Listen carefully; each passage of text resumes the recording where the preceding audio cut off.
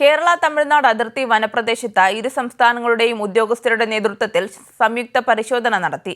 Christmas new year ആഘോഷങ്ങൾ മുന്നിൽ കണ്ട് അന്യസംസ്ഥാനങ്ങളിൽ നിന്നും ലഹരി വസ്തുക്കൾ കടത്താൻ സാധ്യതയുണ്ടെന്നത് മുൻനിർത്തിയാണ് പരിശോധന നടത്തുന്നത്. ഇരു സംസ്ഥാനങ്ങളുടെയും പോലീസ്, വനം വകുപ്പ്, എക്സൈസ്, മൃഗസംരക്ഷണ വകുപ്പ് ഉദ്യോഗസ്ഥരുടെ നേതൃത്വത്തിലാണ് പരിശോധനകൾ നടന്നത്. കമ്പംമെട്ട് ചെക്ക് പോസ്റ്റിന് സമീപമുള്ള സമാന്തര പാതകൾ, തമിഴ്നാട് വനപ്രദേശം തുടങ്ങിയിടങ്ങളിലാണ് പരിശോധന നടന്നത്. മുൻകാലങ്ങളിൽ വനപ്രദേശങ്ങൾ കേന്ദ്രീകരിച്ച് വൻതോതിൽ വ്യാജ മദ്യനിർമ്മാണം നടന്നിരുന്നു.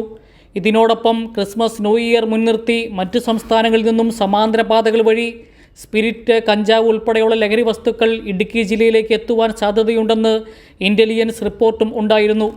ഇത് മുൻനിർത്തിയാണ് അതിർത്തി മേഖലയിൽ വ്യാപക പരിശോധനകൾ നടത്തിയത്. ക്രിസ്മസ് ന്യൂ ഇയർ പ്രമാണിച്ച് തമിഴ്നാട്ടിൽ നിന്നും ഉള്ള ലഹരി പദാർത്ഥങ്ങൾ കേരളത്തിലേക്ക് എത്താൻ സാധ്യതയുള്ള വിവരത്തിനനുസരിച്ച് ഇപ്പോൾ ജില്ലാ പോലീസ് മേധാവിയുടെ നേതൃത്വത്തിൽ രൂപീകരിച്ച സ്ക്വാഡിൻ്റെ സ്ക്വാഡാണിത്. കേരള തമിഴ്നാട് പോലീസ്, എക്സൈസ് വകുപ്പ് പർവ്വം ചേർന്ന് നമ്മുടെ തമിഴ്നാട് ചെക്ക് പോസ്റ്റിൻ്റെ വിവിധ മേഖലയിൽ വരും ദിവസങ്ങളിൽ ഇന്നും തുടർന്ന് നമ്മൾ ചെക്കിങ് നടത്തുന്നതായിരിക്കും. എല്ലാ വാഹനങ്ങളും പരിശോധിച്ചു, കാടുകളിലും മറ്റും അനുസരിച്ചു.